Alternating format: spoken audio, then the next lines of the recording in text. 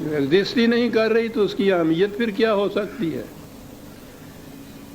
تو اب اندازہ لگا لیجئے کہ ایک طرف وہ قومیں کہ جو اس کائنات کو سمجھتی ہیں کہ یہ بالحق ہے، ایگزسٹ کرتی ہے، پازیٹیو ہے، اس کے نتائج ہیں، وہ تسخیر کر رہی ہیں ارض و سماوات کا، چاند اور سورج تک پہنچ رہی ہیں، ایٹم کی توانائیوں کو اپنے قبضے میں لا رہی ہیں، ساری دنیا کانپ رہی ہے ان کے سامنے،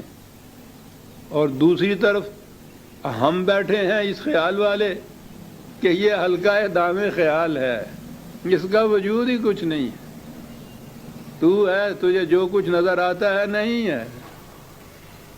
تو اب سوچئے کہ یہ قوم ان قوموں کا کہیں مقابلہ کر سکتی ہے؟ اسی نقطۂ نگاہ سے بھی آپ دیکھیے تو قرآن کا بار بار یہ کہنا کہ یہ بالحق ہے، یہ ایگزسٹ کرتی ہے، یہ ایک ریالٹی ہے، یوں ہی کہیے انگریزی میں جو کہتے ہیں، یہ ایک ریالٹی ہے، اس کا مسخر کرنا تمہارا فریضہ ہے، اس سے کام لینا ہے تم نے۔ تو اسی سے آپ دیکھیے کہ یہ دو نظریات زندگی ایک دوسرے سے جو متضاد تھے، اس نظریہ زندگی نے کیا نتائج پیدا کیے اور یہ بالحق کا نظریہ زندگی کیا نتائج پیدا کرے گا۔ لیکن ہمیں اس سے کیا واسطہ؟ یہ ہم پڑھ لاتے ہیں ثواب کی خاطر، تلاوت کی غرض سے،